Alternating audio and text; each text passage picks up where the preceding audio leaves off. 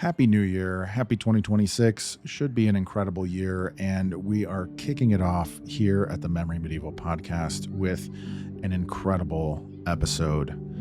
One of the things that I try to do with this podcast is to bring you conversations that you can't really find anywhere else, not for necessarily the purpose of being unique, but to bring you a perspective and to bring those of you who are in my audience something that you can't get anywhere else, that is going to be something that you haven't heard before, or a perspective that you hadn't considered before, or a guest who has never appeared on a podcast before. And let me tell you today, I think I have a very special one for you. Today's guest, John Gillingham, who has written what is widely considered to be the seminal work on Richard the Lionheart, as far as I can tell, has not appeared on any other podcast, or there's no recorded interviews, conversations with him speaking about Richard the Lionheart. If I'm wrong and it's out there, then I apologize, but I did look and I was unable to find anything of Mr. John Gillingham speaking about Richard the Lionheart on Spotify, on YouTube, on Apple Podcasts, or generally on the internet anywhere. So we're starting off 2026 with something a little special. Today is going to be the first of a 6-part series on Richard the Lionheart. But before we get into Mr. John Gillingham and get the conversation going, I have a little bit of housekeeping to take care of here, as always, so I appreciate your patience. You will find all the links in the description that are important, such as the link to the Substack. If you'd like to become a free subscriber, you'll get the podcast delivered to your email a day early every time. Pretty great. And if you'd like to become a paid supporter, you'll have access to the paid supporter chat. And with that said, a very heartfelt thank you to everybody who is supporting my work financially. It's allowing me to continue to pour time and resources into the content that I'm making and to bring you greater and more frequent, high quality, everything related to medieval history. This episode is sponsored by Cards of History. If you're watching the video on YouTube, you can see them on my shelf behind me there. They have 4 different sets, 2 volumes of sort of assorted historical people, places, and things, a Roman Empire version for the Roman fans out there, and for America's 250th anniversary, one on American history. They're high-quality cards. They have artwork, as well as some basic facts on whatever the person, place, or thing is. They're very interesting, cool to read through. Keep thinking I need to go get a frame and actually hang some up, some of the medieval ones. So I'm going to be, you may see that in the near future. That's on my to-do list. But if you would like to support the show and pick up some Cards of History, in the description you'll find a link where you will also get 10% off. This is the only place on the internet that you can get 10% off on Cards of History. Now let me give you a little preview on what's coming up on the podcast for the next several months. After today's episode, I will be having a conversation with Jay Stephen of the Real Crusades History YouTube channel about the Third Crusade, his recent historical fiction book, and, of course, Richard the Lionheart.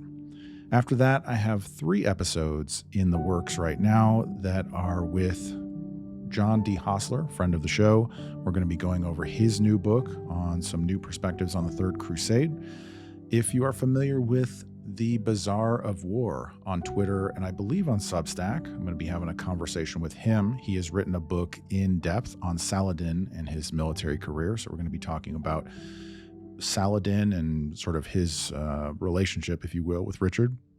And then I'll be having a conversation with James Noss, another friend of the show. And we'll be talking about Richard from the Capetian perspective.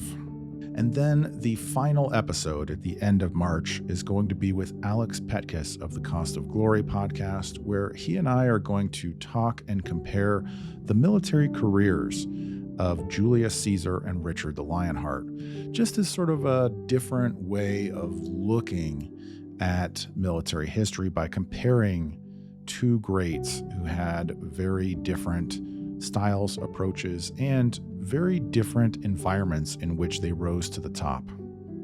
And then in April, I'll be having an episode on the SCA, the Society of Creative Anachronism, and sort of their take on medieval history and what they have going on.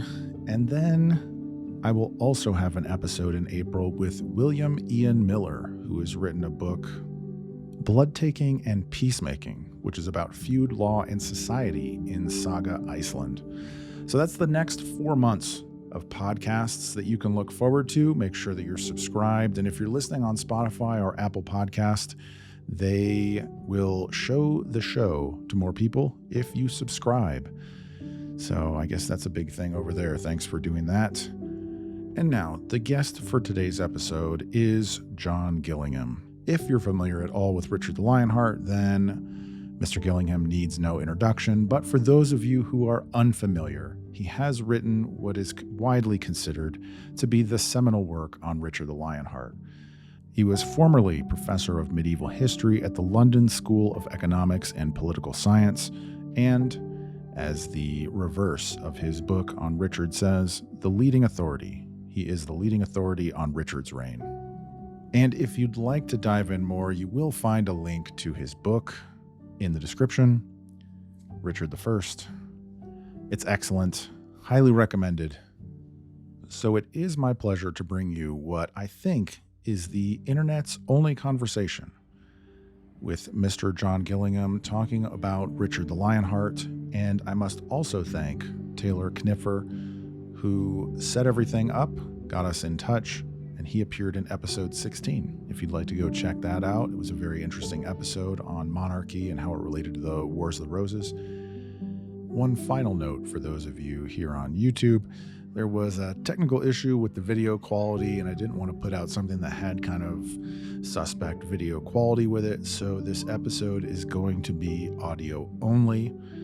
My apologies, but perhaps we'll do a follow-up and get some video in another one. And so without further ado, maybe in roughly about 1 minute, just kind of real quick, you could tell us if you think that we could look at Richard, how do you feel about it? Do you think that Richard is a good king or a bad king, and why? Just very briefly. Well, I think he was certainly a very good king. I think the main reason, there are two main reasons why I think so. One is that almost all the contemporaries who lived within his realms, within the areas that he governed, both in his, as it were, his contemporaries and his near contemporaries for several hundred years afterwards, all thought he was a good king. More importantly, if you look at the people who wrote on behalf of his enemies in his own lifetime, they also thought, well, they didn't always think he was a good king because he was their enemy, as it were, but they all admired his fighting qualities, his cleverness, what they saw as his malice. So it's the admiration, I think, of his enemies above all, which persuade me that he was a great ruler in his day. Yeah, that is something that I find quite striking about him as well. And one of the things I think for the medieval period is that it's a little bit difficult for people to jump into because it's so foreign from our own time, for one. But I think partly also because it's just so different, and so many parts of it are so different on their own. Like the time of Clovis is obviously very different from the time of Richard, which is very different than the time of Vlad in Wallachia later. It's so vast and so different. And Richard really has a very diverse family history, being born in England. His father is sort of Angevin Norman. His mother's from Aquitaine. And then he obviously has a very short but kind of extreme career, traveling sort of around the world or, across the known world and back, and being in captivity, going on crusade. It seems like he's just very misunderstood. Is it because of the complexity and sort of how can we look at him? Well, I think the main reason he's misunderstood in the English speaking and English writing world is he spent so little time in England. And I mean, since the 18th century, so pretty much 300 years or so now, for a very long time, he was assumed to be a king who neglected his subject, who didn't look after the welfare of his subjects. Therefore, a bad ruler. He spent all his time and all his money and took people with him to get killed in foreign parts, sometimes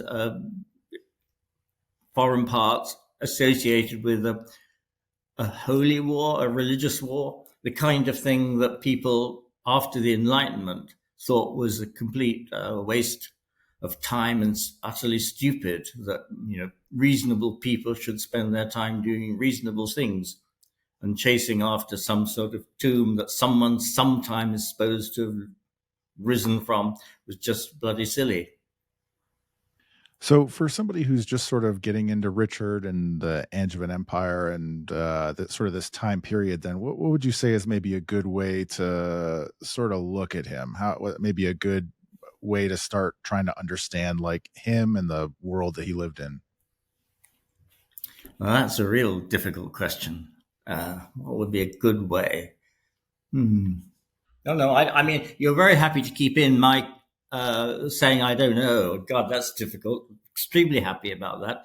I mean, my philosophy as a historian is we mostly don't know, and we should be, interested in what we don't know, and try and pursue. If people ask questions that sound interesting and I have no idea what the answer is, I think, oh yeah, I better go away and think more about that. So I'm absolutely happy to be shown frequently saying I don't know. All right, no problem. The reason I ask is because I'm sort of I'm a big fan of the Normans Yeah. generally, Mhm. and so I'm And reasonably why is familiar that? with. Why is that? Uh, I'm pretty taken by their opportunism. I like Okay. their audacity and their opportunism, Okay. and they, I mean, the Italian Normans, for example, reading about them, it just seems like they're having a great time. Okay. Well, look, you're an opportunistic sort of guy, I see. So, or that appeals to you. But how am I supposed to know what the rest of the world, as it were, what appeals to them? If they were to identify themselves to me in some way, then they let's say they were particularly interested in the history of music, or in myth in history, or changing fashions in historical questions, then I might have an entree. But a general entree for any and everything about Richard, no idea. I think at the moment. Yeah, well, I mean, that's one of the things that really strikes me about him is he's just such a complicated, he's such a complicated figure. Nothing about him is like very simple or easy especially compared to a lot of other figures where you can look at them and say, okay, he stayed here, he fought in this war, he was like this guy from this place. So you can kind of understand that, but he was really just all over the place. So maybe we could But just, he was, I mean, all over the place in ordinary English usage means confused and muddled.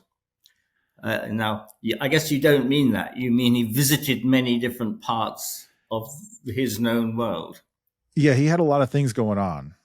He So did, yeah. Well, it like was a I said, busy he time. was, he was extremely busy. He was traveling all over the place, and he had a lot of different influences, Yeah. sort of being I mean, Norman, being from England, I th- Aquitaine. yeah, I mean, I'd have to give credit for that above all to Saladin. And if it weren't for the masterful way he has been conducting politics and war in the Middle East, then Jerusalem would not have fallen. That kingdom over there would still be more or less staggering along, and it's very unlikely he would have seen any need to go down to the Mediterranean. I mean, it's clearly his trips down to Sicily, Cyprus, and then to Palestine, which set him apart from all other English kings. Yeah, absolutely. And that's, so maybe we can get into a few of these criticisms that people have about him, and you can maybe address them, give a little context to them. The first ones kind of go hand in hand. You mentioned it briefly. He didn't spend hardly any time in England. And then also people will say he didn't speak English. Well, he belonged to a class of princes and educated aristocracy, which in Western Europe basically spoke French, and that was their lingua franca. So I don't think any contemporary ever criticized him or mocked his inability to speak English. It wasn't the language that he and his fellow men and women thought and spoke in. 250 years or so later, it would have mattered that he couldn't speak English, perhaps rather earlier than that. But it didn't matter at all at the time. So if we judge him for not being able to speak English or being fluent in English, we're very, very anachronistic. Yeah, that's my read on it as well. It seems like from the time of William the Conqueror to I think over 100 years after his death, French was the official language of the English court even. So it's kind of a confusing criticism. Well, right up to the 15th century, really. Henry V is the first king who kind of fairly systematically used the English language. And what about the criticism that he hardly spent any time in England? Kind of a perspective that I have on that is kingship at the time was a little bit more itinerant, like they're kind of all moving around to sort of where the trouble is. So if you're in a place where the king really isn't, then that sort of means that things are going all right, right? Right. I guess there's more can be said about it than just right, though. Without modern communications, if you wanted to see that your instructions were being implemented, then it was probably a good idea to go and visit the officials who were doing the implementation every now and then. You could also encourage them by doing that, by being polite to them, giving them things, saying how well they were doing, all that kind of thing.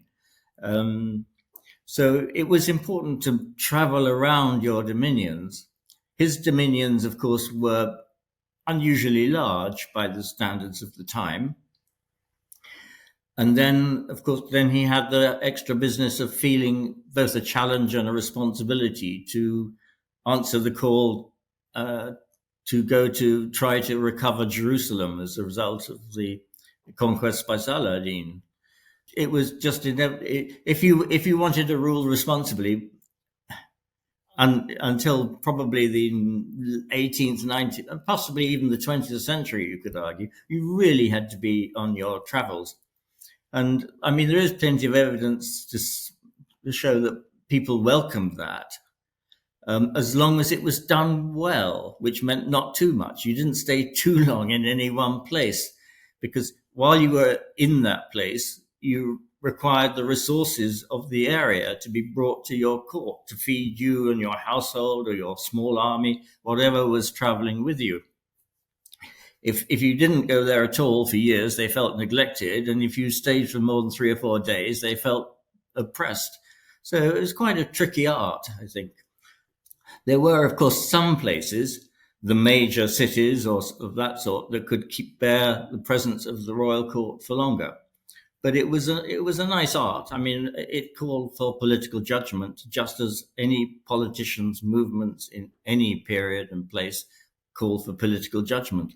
You've already touched on it, is, of course, why did he spend so much time not in England? It was because there was no real challenge to his authority in England once he had been crowned. And obviously, if you want your orders implemented anywhere, you want especially those orders implemented which have to do with the defense of your realm.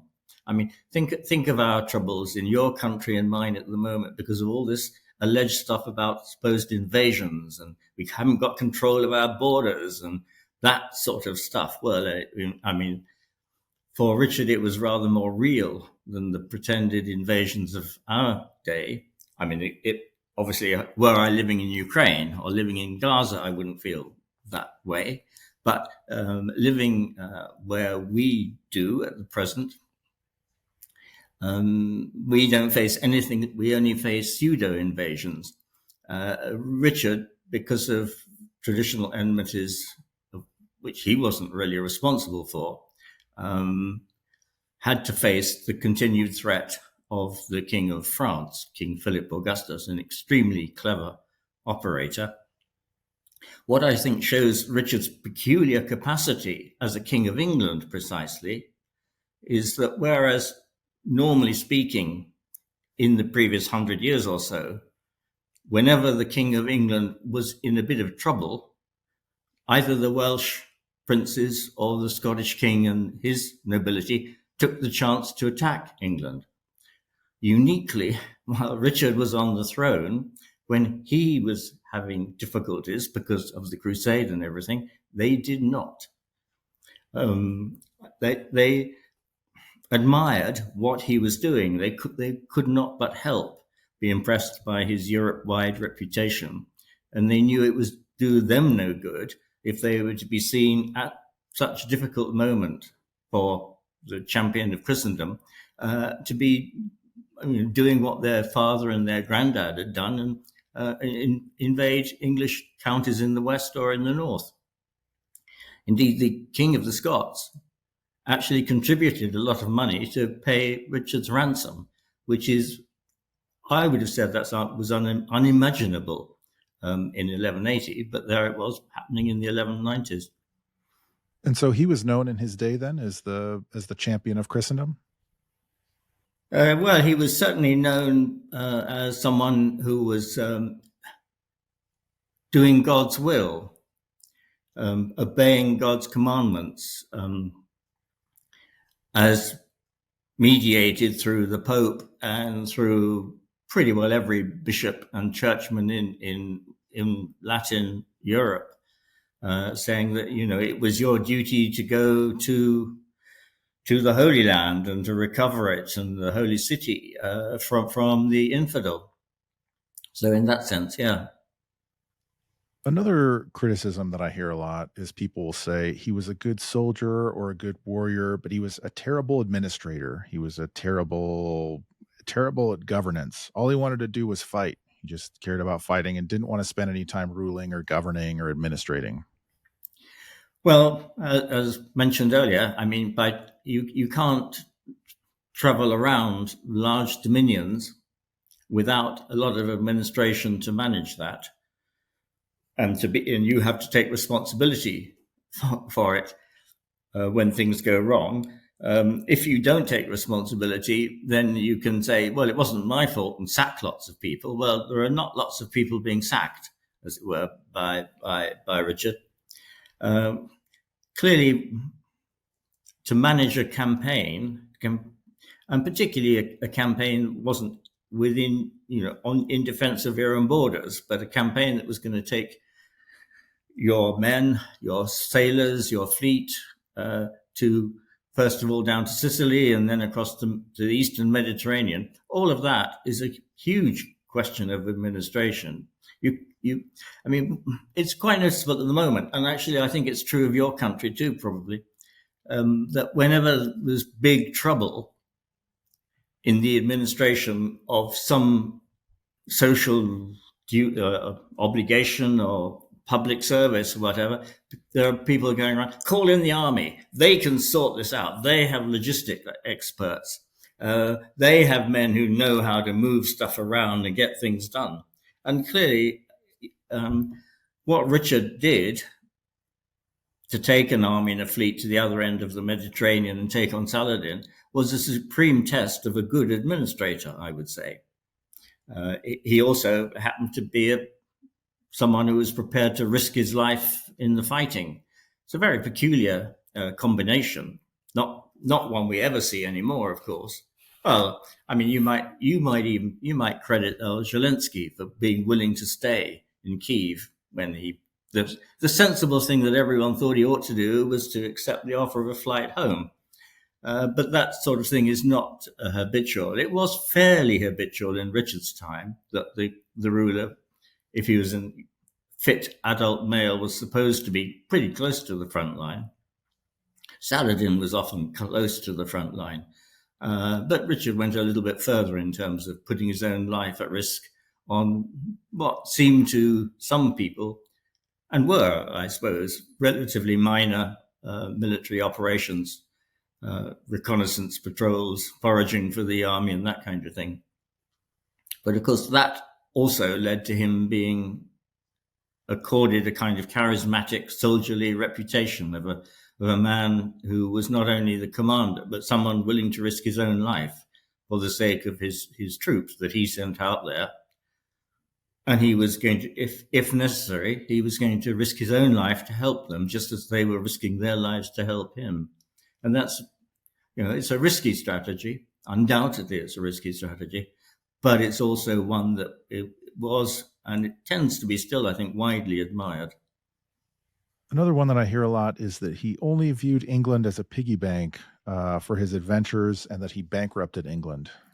So you really do hear these sorts of things. I mean, to me, it sounds like you're quoting from the 50s and 60s and things like this. But I mean, you wouldn't even believe it. You wouldn't even believe it. Yeah. Well, I have delusions of grandeur. You see, I tend to think that since I've written this stuff, everyone's being convinced. But wrong again, Gillingham. Yeah. I mean, the accusation that he used England as a piggy bank really goes back to Samuel Daniel, playwright, a poet, and historian at the court of King James, King James I and VI. And James and his government were involved in quite an expensive foreign policy, which lots of people disapproved of. And it's quite clear that Samuel Daniel, who was a courtier, great court poet, belonged to the faction at court that disapproved of spending all this English money on foreign policy to do with the beginnings of the 30 Years' War. And he said, he treated England just as a source of money in order to fund his foreign escapades. And then he goes on to say, "Oh, I'm sorry. I know I'm being anachronistic. I know this was silly. Pardon us, O antiquity, that we so get you wrong, because I know your values were different." So he knew what he was doing was anachronistic. Yet he did it, but most people, not being anywhere near as clever as Samuel Daniel, simply took on that generalization. And, clearly England became, through the 17th and 18th centuries, much less involved. I mean, it's still remarkably involved, but much less involved than it had been in the time of Richard and his father and his grandfather and so on. I suppose by the late 18th, 19th centuries, the English people regarded their lands out of England as sources of great wealth, brought them huge prestige. They may have spent a fortune on them, but they were getting many bigger fortunes back in terms of money, wealth pouring into Britain.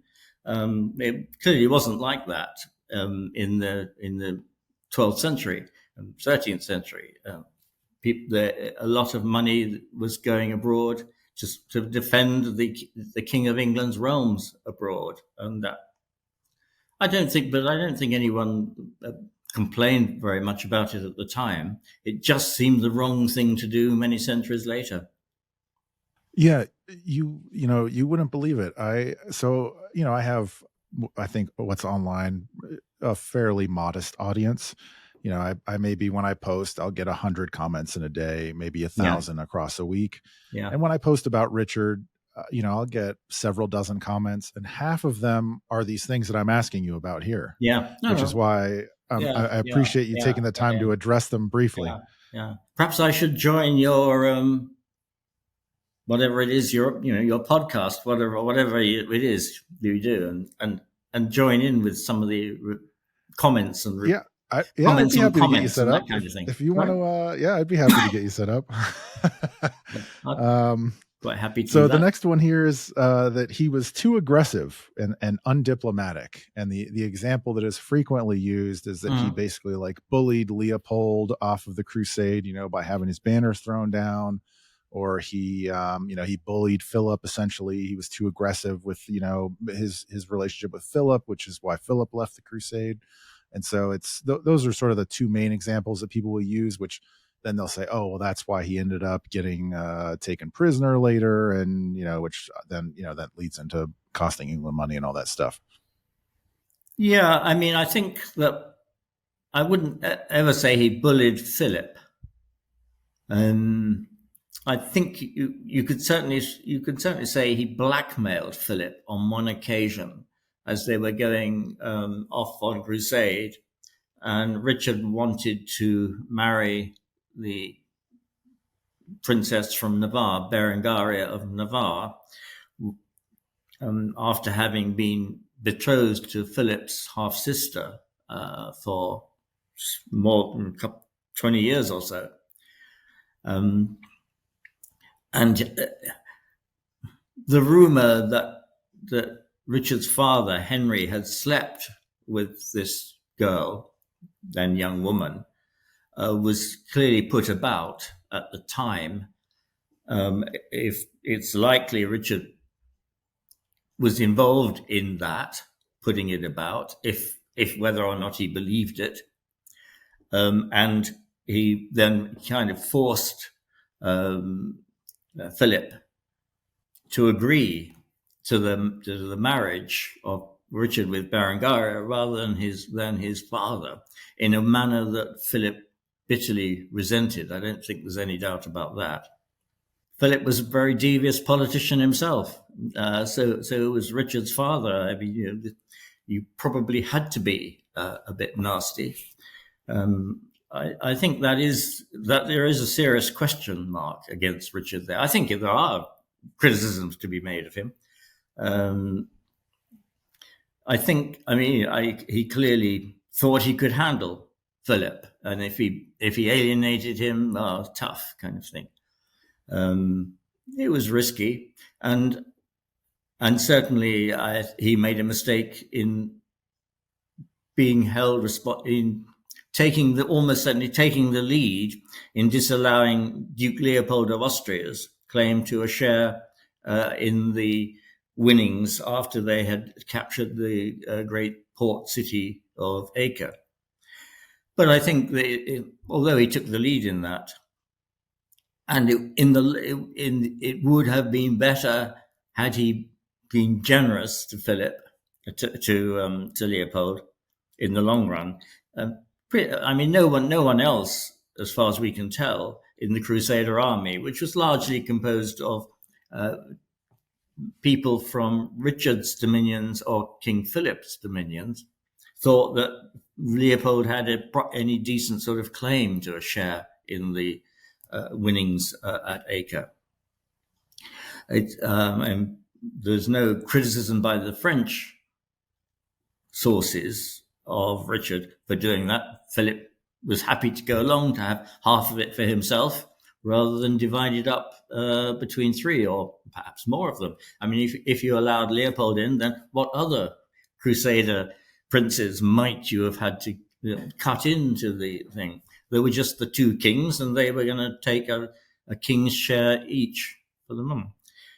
It clearly turned out badly for him, but had he envisaged the possibility that somehow on his way back he would fall into the hands of the Duke of Austria, when no King of England, Count of Anjou, Duke of Aquitaine had ever been anywhere near Austria and Vienna? I mean, you would have thought he was a magician, some sort of prophet. He could see the unforeseeable. I mean, I mean, it was a bit nasty of him, but the consequences that flowed from it were so extraordinary. On the other hand, it did Leopold's reputation no good in European popular, clerical, ecclesiastical atmosphere forming circles. And he was, as you know, very soon after his own return, he died, and was widely thought to have died in pain because he was being punished by God. And of course, the imprisonment in Germany also led fame to Richard, because there was something extraordinarily exciting, glamorous, adventurous about a king spending so long in prison in another land and then being freed and welcomed back to his subjects. And it lent an air of mystery and astonishing series of events to the reign of Richard that, had he simply come back from a crusade and settled down to governing France, Normandy and England, it would have been all a bit dull compared with the story of the captivity. He knew how to make a good story, did Richard. And I think that's I think some of the criticisms about him are legitimate. I think a lot of people get caught up in imagining that you can sort of deal with everything perfectly, when there's a lot of things about Richard being sort of a man of action, being ready to do something, fighting all the time. You can't expect him to calibrate perfectly in all of these situations to just all of a sudden have some sort of diplomatic solution all the time. That's just not how people are, right? Afraid so. I don't think he was Superman or anything. Yeah. But yeah. All right. So another criticism is that he didn't leave a legitimate male heir, and didn't seem to prioritize that. And so obviously there was a little bit of chaos, and then obviously you get John. But the main criticism here is that he didn't leave a legitimate male heir. Well, what can you say? He didn't. I think that he followed the pattern of quite a few rulers in the 11th and 12th centuries of delaying marriage until he was actually king, until he inherited the main bulk of his lands. Because until that moment happened, you didn't really know what you were worth and the sort of woman that you ought to marry. He then went on, because he married on the way on Crusade, he didn't have a lot of time to spend in bed having sex with his wife. He then clearly also didn't get on with her. Now, that's a shame. Whether it was his fault he didn't get on with her, God knows. She didn't marry again. Maybe, the romantics have it that after Richard, no husband was good enough for her. Other people might well think that, she learned that marriage is a real pain and she'd rather never marry again. Other people may think, well, lots of men looked at her and decided she wasn't a very attractive prospect, and so no one was keen to marry her. We have no idea, quite frankly. Yeah, well, I suppose you can say that Richard, it is a serious failure to provide for an heir. But whether you can say he was to blame for that failure, it's quite difficult to tell. He was still he was still young enough to have 3 or 4 kids, had he lived to be in his late 60s or something. And you could certainly argue that his father had made the opposite mistake of having too many sons, so that he had a very difficult political job to keep them contented and not too jealous of each other, and so on. So, it's I think it's one of those regions, areas of life in which we all tend to mess up. I nearly used another word, but didn't quite then. Yeah. What's your read on that? Do you feel like the sons were just bad sons, or because that was actually the next one on the list, is that Richard was a bad son, he rebelled against his father? Or do you get the sense that maybe Henry was not a very good father, or what? How do you look at that dynamic? Well, I think that most of the time, Henry's solution to managing his sons was to provide them with titles to various provinces, various parts of Henry's own territories, and then not give them any of them the key to the resources of those regions that would enable them to be independent. I don't think he ever tried very hard to get them to be at peace with each other, or inhibit tensions and rivalries that grew up between them. Once John was moving into his teenage years, could reasonably be given some sort of promise of power. Reluctance to allow Richard to be he wouldn't allow Richard to be recognized as his heir to all his dominions, partly because he wanted, perhaps mainly because he wanted John to have a big share of it, and he held that back when, certainly for some years after Richard thought, any reasonable father would have acknowledged the fact that really I must be his main heir. Why am I not given this? And it's clear enough, I think, that Philip of France, in negotiating with both father and Henry and son Richard, used that tension between father and son. One thing I would add that your question has made me think of, talking about Henry and Richard negotiating with King Philip of France, is that both father and son seem to be pretty sure that they were good speakers, persuasive speakers. They like to meet other rulers in person.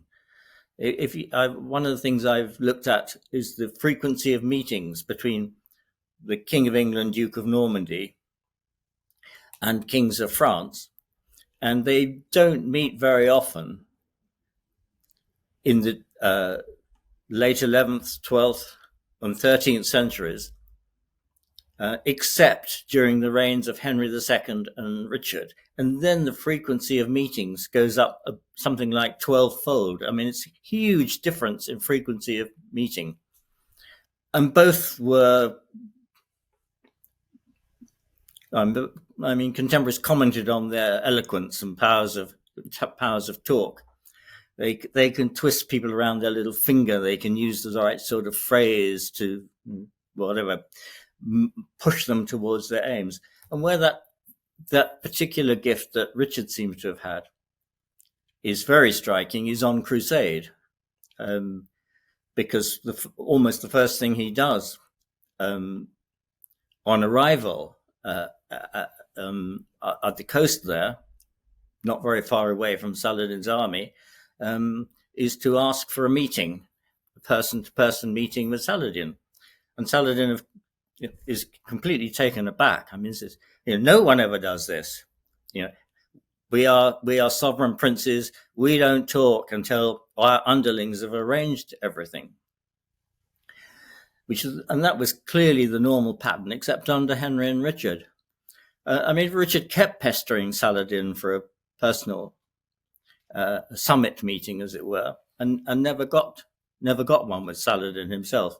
But he did have a meet with Saladin's brother, Al-Dil, and Saladin's heir is one of his most important advisors, and clearly a man of almost equal status with Saladin.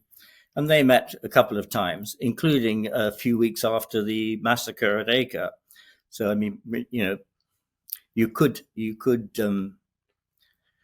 at Saladin's court, it was thought, well, the massacre at Acre was a terrible act, but it doesn't mean that we cut him off when we still need to negotiate with him. We can see why he did it, and that.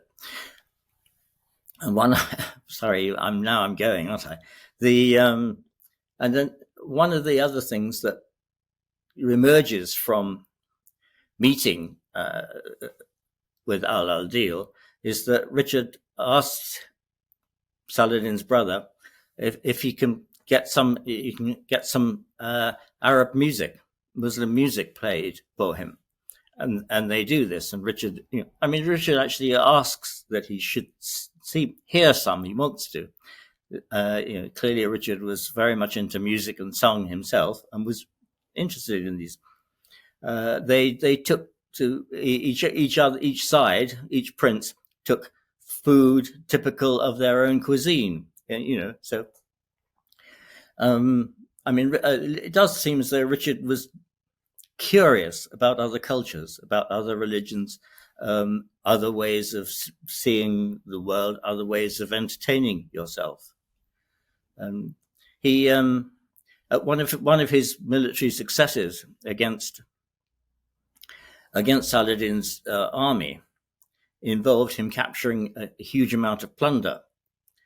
And one of the things he captured was the learned papers of an Islamic scholar and traveler who wrote down his observations of the world and pilgrimage sites. And we learn from this author's later writings that after his papers had been captured, he was told, people came to him and said, the King of England would like to meet you and talk about your papers and give them back to you. And he said, well, he refused, he said, twice to do this because the man was an infidel and he certainly wasn't going to meet him. So he praises himself for his piety, which he demonstrates by saying he wouldn't meet Richard. But all this curiosity about foreign culture, an enemy foreign culture, if you like, did mean that Richard was regarded with suspicion by fellow Christians, the other Crusaders with him. And in fact, we only know about all these meetings from sources very close to Saladin, from Saladin's own biographers, his army judge and his head of chancery and this kind of thing. So there are rumors about Richard's willingness to betray Christendom that spread around, or were spread around, that he was abandoning holy places in the Holy Land to the Muslims, presumably for money. And those rumors were a reflection of both Richard's curiosity, his ambition to talk face to face with people, and his realization that those things had to be kept secret. It's a risky strategy, I guess you could say, to engage in secret negotiations. If rumors of that sort of thing gets around, people are bound to ask, well, why are you being so secretive about this? What are you up to? But the fact, I think it's this kind of risk-taking, both diplomatically, politically, and in this more simple, straightforward sense of plunging into a combat, into the thick of a melee, does indicate a man who was very confident in his own ability, thought he could fight his way, talk his way out of all sorts of corners and risks. And of course, if we can trust some sources, when he was at the worst, when he was a prisoner in Germany and on trial, allegedly for betraying the empire and Christendom and all sorts of things, and the French chroniclers say he spoke so eloquently in his own defense that he did convince everyone at the meeting. So the poor old Emperor Henry VI had to sort of go along with the consensus of the German princes there. And he was accused of hiring the assassins to assassinate Conrad of Montferrat. My reading on that is that that's basically silly, but you can I guess elaborate if there's anything really there. No, I mean, I mean, I don't think there is any evidence there. I mean, if Richard was kind of unlucky on his way back from Crusade, he got shipwrecked and ended up at Vienna and so on. You couldn't say he was lucky in the timing of the assassination of Conrad of Montferrat, who was so hostile to Richard, enabling him to kind of replace him with a French prince who was very friendly with Richard. But apart from that lack of timing, I don't think there is anything. There's clearly to any serious evidence emanating from people in the know in the Middle East. I mean, insofar as anyone knew what the plans of the assassins were, which is obviously not many people. There is undoubtedly some evidence that Richard was accused of this when he was back in Europe, and that the accusations were taken seriously enough for people at Richard's court to forge a letter, supposedly from the head of the assassins, saying no, Richard had nothing to do with it. But I don't think there's any evidence that it had the accusation had a sizable effect on Richard's conduct of the war against Philip, the war for the recovery of his dominions, which had been lost to King Philip while he was in captivity. So it's interesting that you say that it's sort of lucky for Richard to then put Henry of Champagne in there instead of Conrad, because my reading of it is that it was kind of unlucky for Richard in that it seemed like he was trying to pack everything up, and it seemed like he had all the local barons agreeing that, like, all right, Conrad's going to rule everything, and he was kind of basically packing up ready to go. And so it seems like it was kind of against his own interest for I guess he obviously like turned it in his favor by getting Henry in there, but it doesn't seem like that would be a prudent move. Or am I kind of reading that wrong? What wouldn't have been a prudent move? To assassinate him? Yes. No, I mean, I agree. I don't. I mean, I think I would have said that it would be impossibly difficult to arrange for the secret assassination of Conrad of Montferrat by someone who plausibly seemed to be a member of the sect of the assassins. I mean, I just don't see how you could do that without so many people having some idea. I mean, enough people, let's say 3 people, knowing what you were doing for the thing to be leaked. I mean, it just seems, as an exercise in low cunning, it seems to require such a combination of knowing precisely which tiny handful of people to trust, and then finding every single one of them was indeed trustworthy, and from your point of view, not from anyone else's. I mean, it just seems absurd, the notion that you could organize a conspiracy across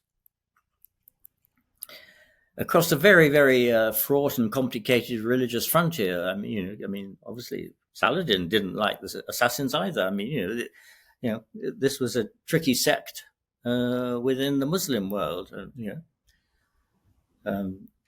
I think Richard clearly hoped for diplomatic as political success in Palestine as a result of establishing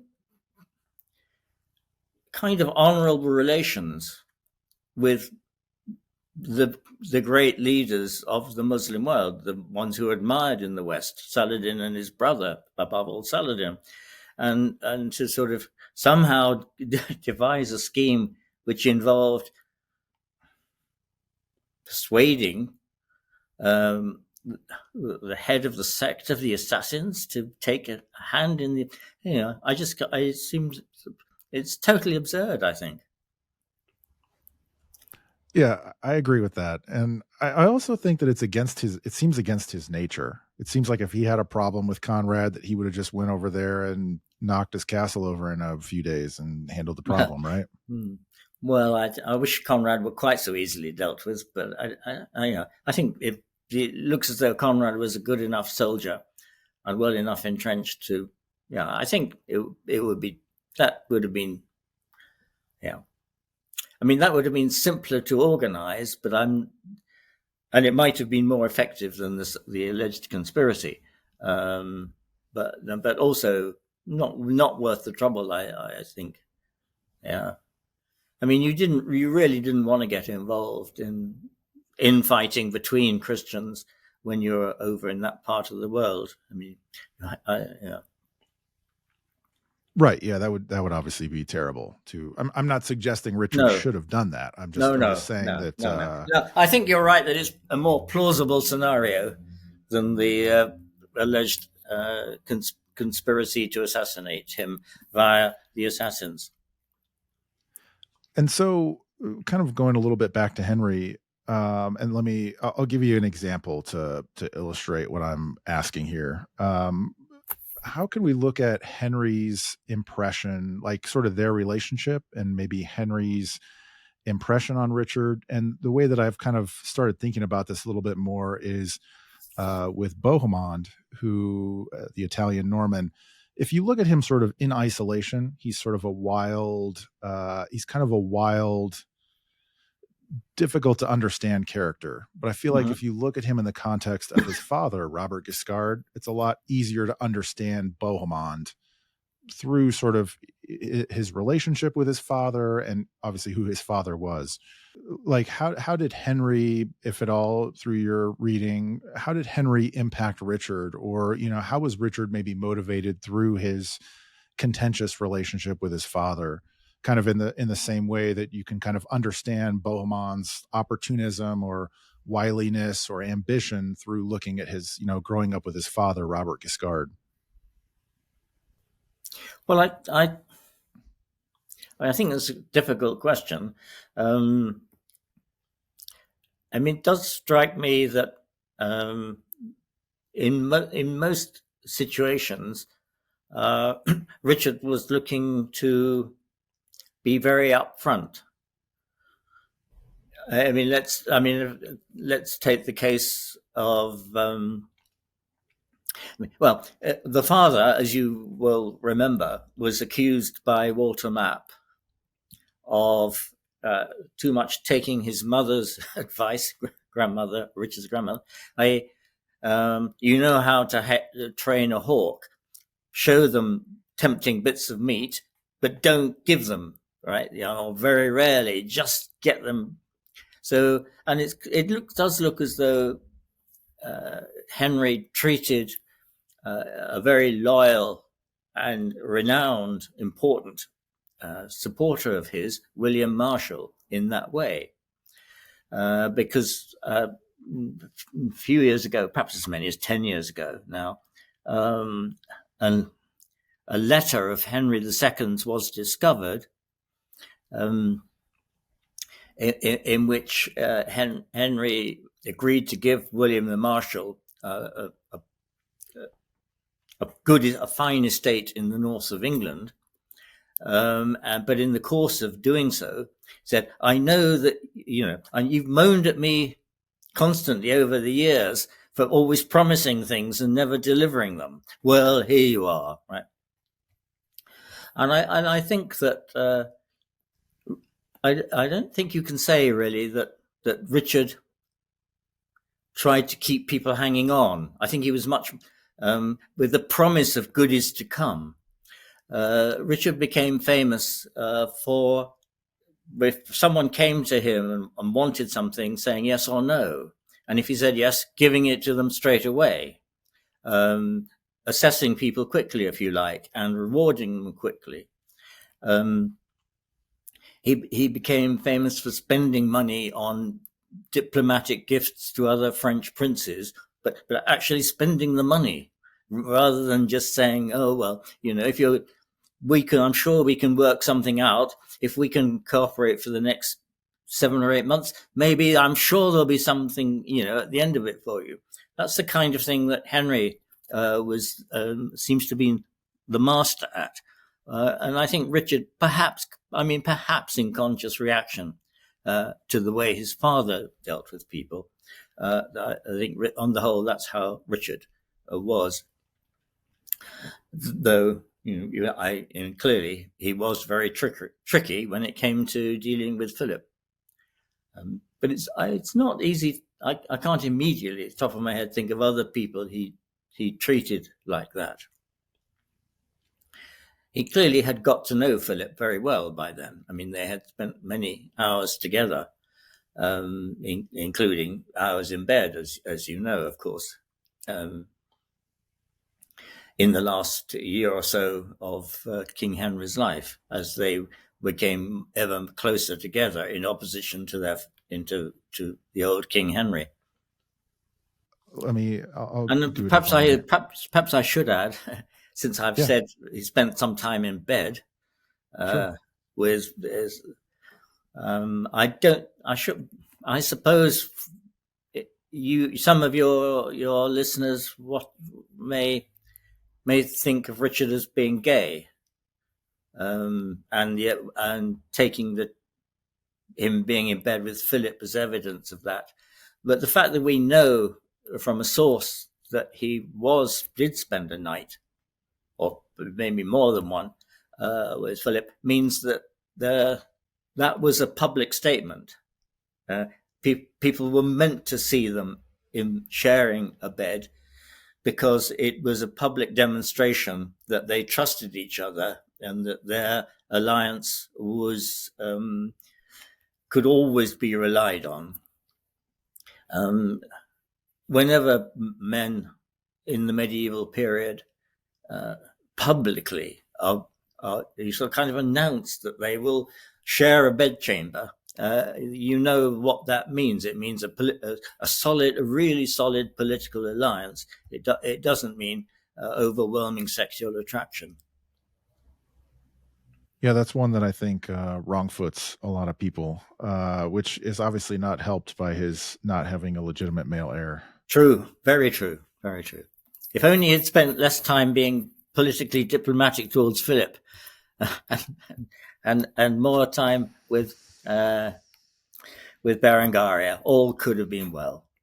Yeah. Although, if he then died as early as he did, and left to say a 4-year-old boy, what chance that against the machinations of Uncle John? Think of poor old Arthur of Brittany's fate.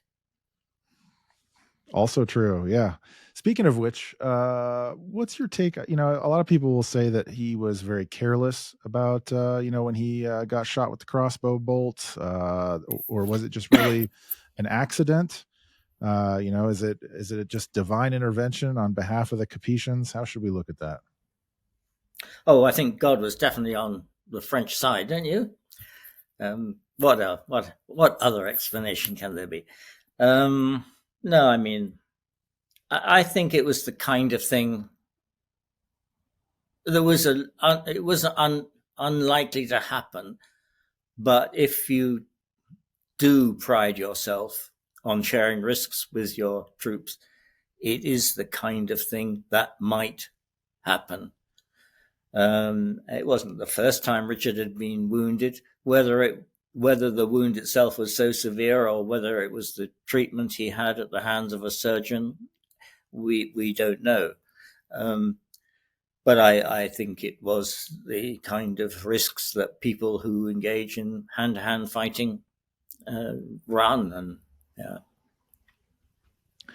So I've read not just your book, but there's a book that came out recently called Two Houses, Two Kingdoms.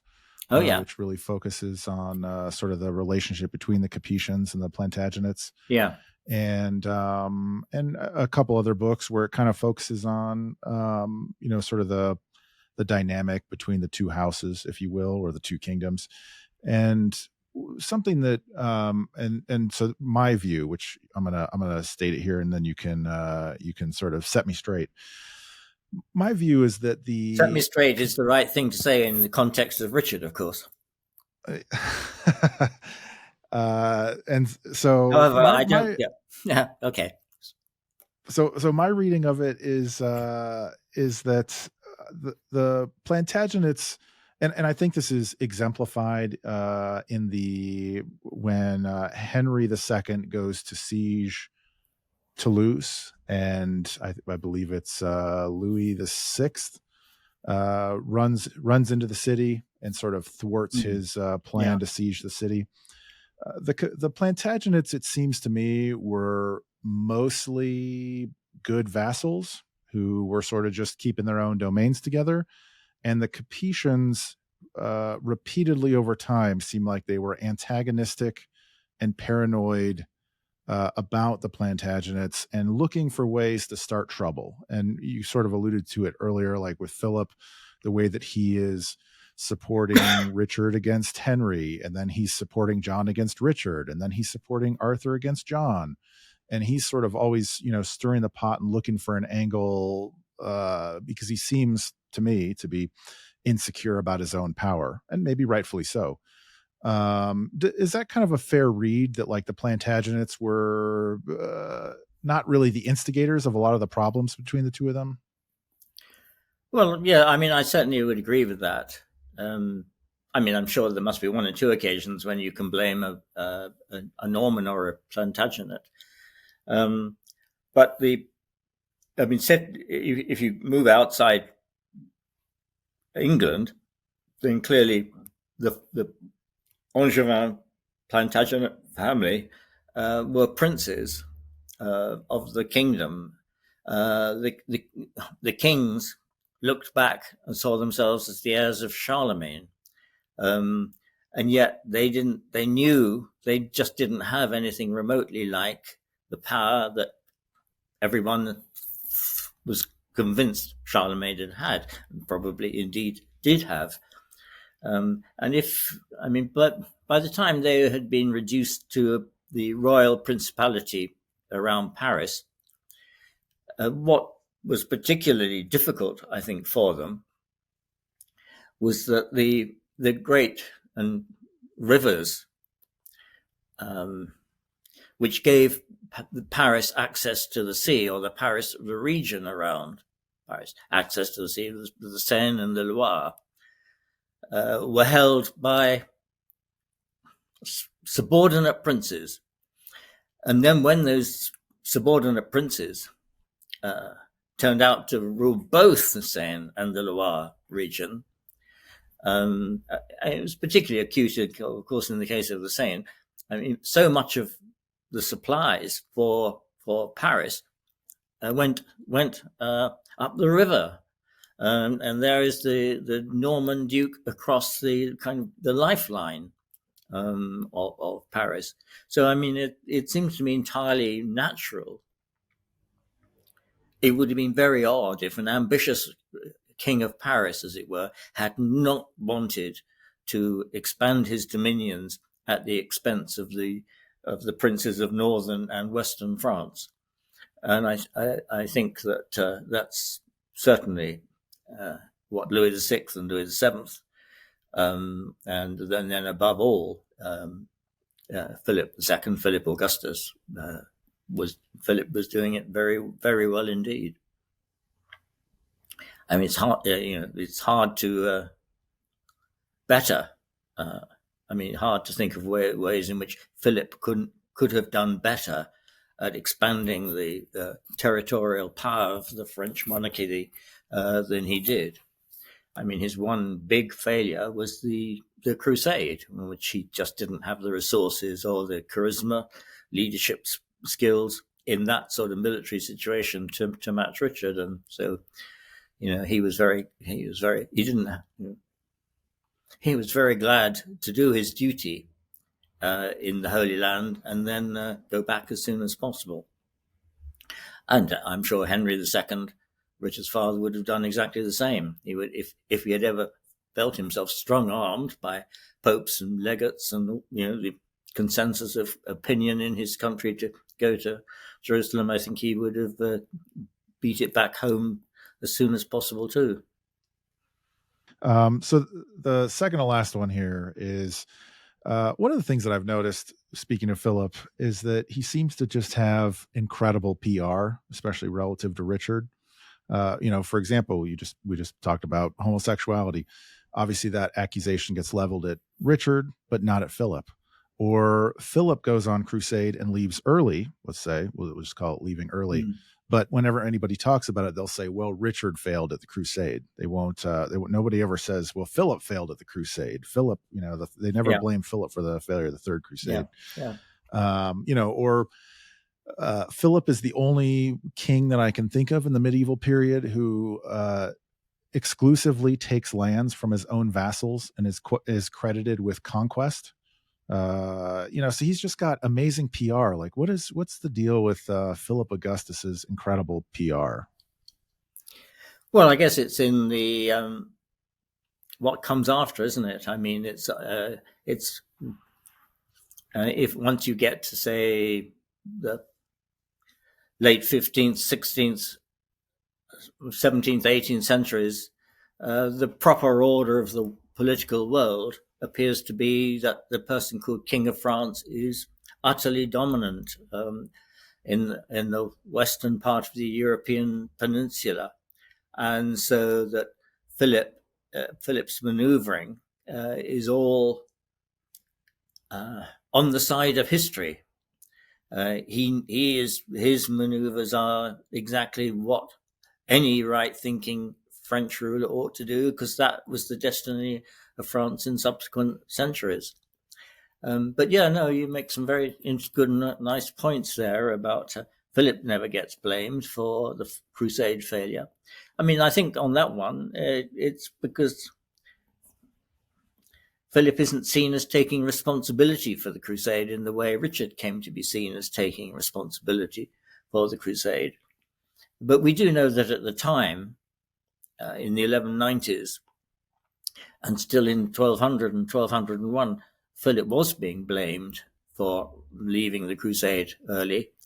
There's a letter from Pope Innocent III in which he refers in a couple of lines to your envoys have often told me that you are blamed for having left on crusade, but they assure me that you didn't do this really, you tried hard, and that kind of thing. So Philip was certainly conscious that was going around in his own lifetime. Yeah, I guess the fact that Philip can be shown to be trying hard to get male heirs, and did succeed in getting a male heir, and a couple of others whom the Pope was prepared to legitimize, sort of frees him a bit from the charge of, whether he was gay or not. It doesn't really matter. He did actually do his duty as in that sense. Yeah. Though, I mean, not even Richard failed as spectacularly as Philip had done with his second wife, Ingeborg of Denmark, whom it's pretty clear that he slept with for one night and then would never go near her again. So actually, I have one more quick one for you, and then one final question. Yeah, a quick one seems to be appropriate after Philip and Ingeborg, doesn't it? So what's your favorite story about Richard the Lionheart? Because you've read them all. Well, that's kind of you to say so. I think you're probably inaccurate. My favorite one, I think it probably is the ones which reflect his sheer curiosity about the Muslim world and about Muslim music, about Muslim scholarship.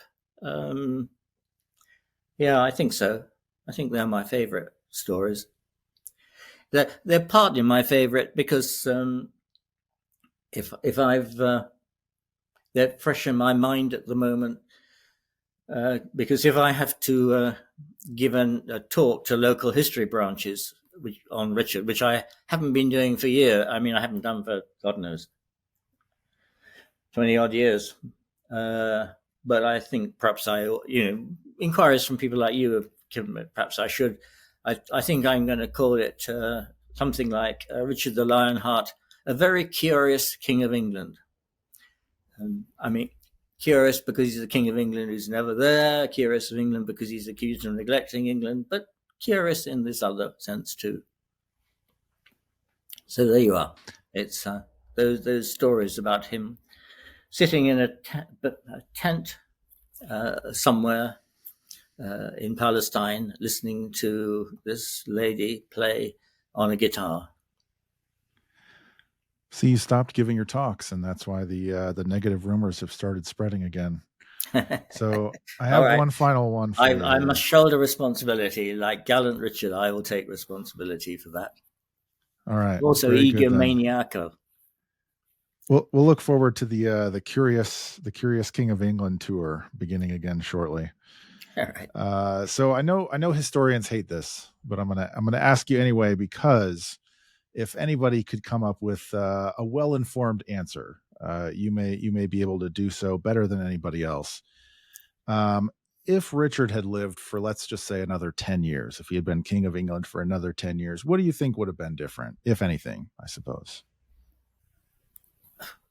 The kings of England would have held on to Normandy and the Loire Valley, probably Aquitaine, for much, much longer. I don't know for how long, a couple of 100 years, possibly forever. I think that if Richard had lived for another 10 years and Philip's son, Louis, had died in the year 1199, then Richard might have ended up as King of France as well. I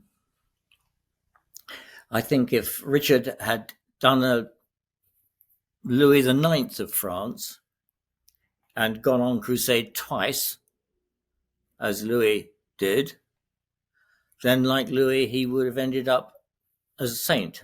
It would be Saint Richard. Even a French historian, in fact, I've borrowed that idea from Jean Fleury, a French scholar who takes a pretty critical view of Richard, but does say, had he died on crusade, he would have been known as Saint Richard.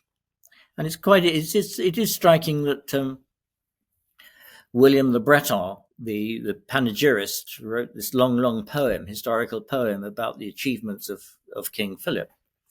Does say of Richard that when he died, the clergy of Rouen Cathedral had his heart buried in a holy shrine before a holy altar in the company of the saints,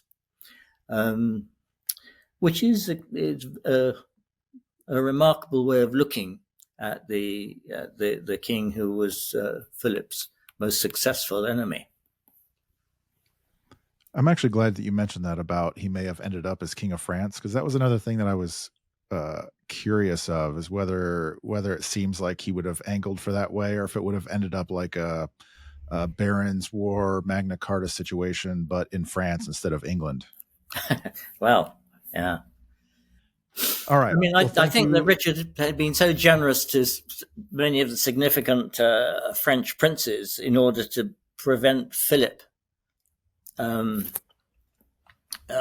maneuver, bringing them into his coalition against Richard, that it's possible he would have been able to bribe them into acquiescing in him being the king of France. I mean, if they had no claim to be King of France themselves, then it was quite in their interest to have a king who had the riches of England at his disposal and could reward them in even more magnificent style and give even better parties and hire the best singers and all the rest of it.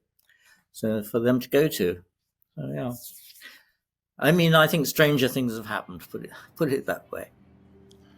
That makes sense. Okay. So thank you very much Nice to for meet you, joining Michael. me. It's been a total pleasure. I'll leave you with the last word. If there's anything that I missed or anything that you'd like the audience to think about Richard the Lionheart or the Angevin Empire or the Plantagenets or any of that, if there's any final word that you have on that, I'll leave you with that, and then we'll No, wrap it up. I think you've exhausted me. I am lost for words.